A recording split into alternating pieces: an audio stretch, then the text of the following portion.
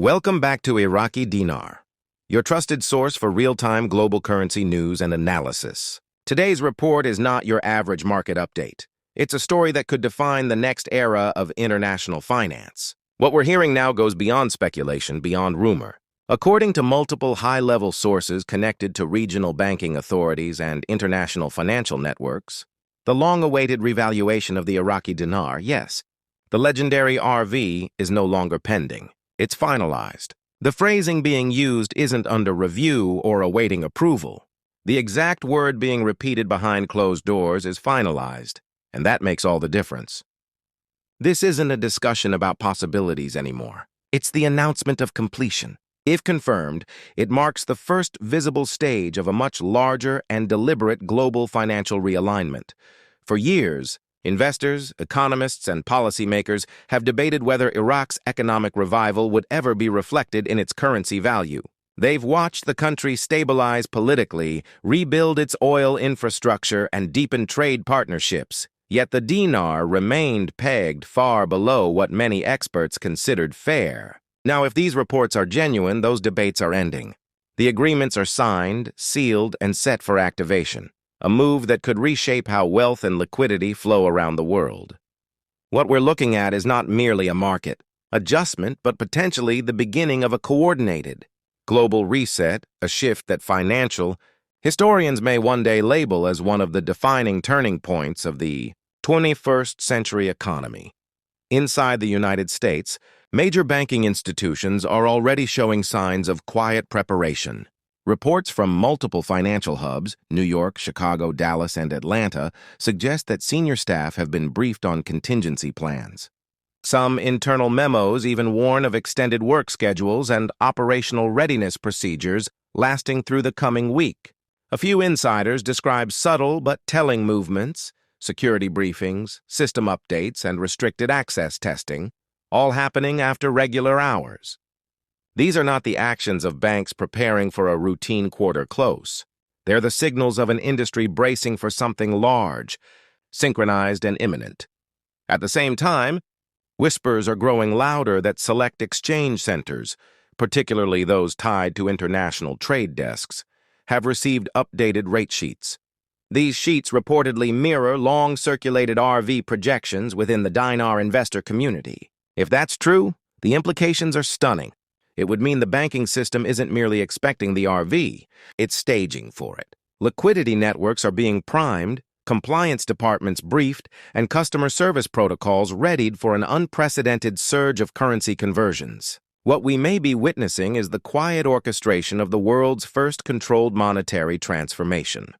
The precision of the language coming from these alleged insiders is what gives this story weight. The term RV agreements finalized isn't something casually thrown around by central bankers or government correspondents. It implies that official documents exist, contracts, memoranda of understanding, and operational blueprints that set the mechanisms, exchange timelines, and valuation parameters. To reach this stage, all technical frameworks, cross-border liquidity provisions, and interbank protocols must already be in place. In plain English, that means the groundwork is done. What remains now is not negotiation, but activation.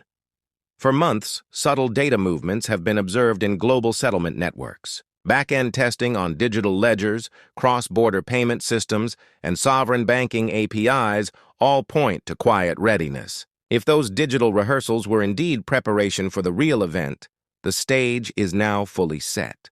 Everything, software synchronization, compliance verification, and risk modeling, appears complete. The system is standing by for a single command: go live. The consequences of such an event stretch far beyond Iraq's borders.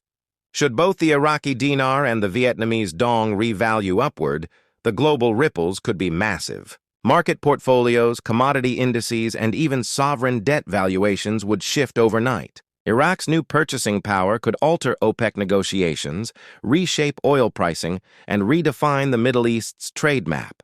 Meanwhile, currency holders, both institutional and private, would see their financial positions transformed almost instantly. In anticipation, European and Asian banks are said to be quietly building liquidity buffers.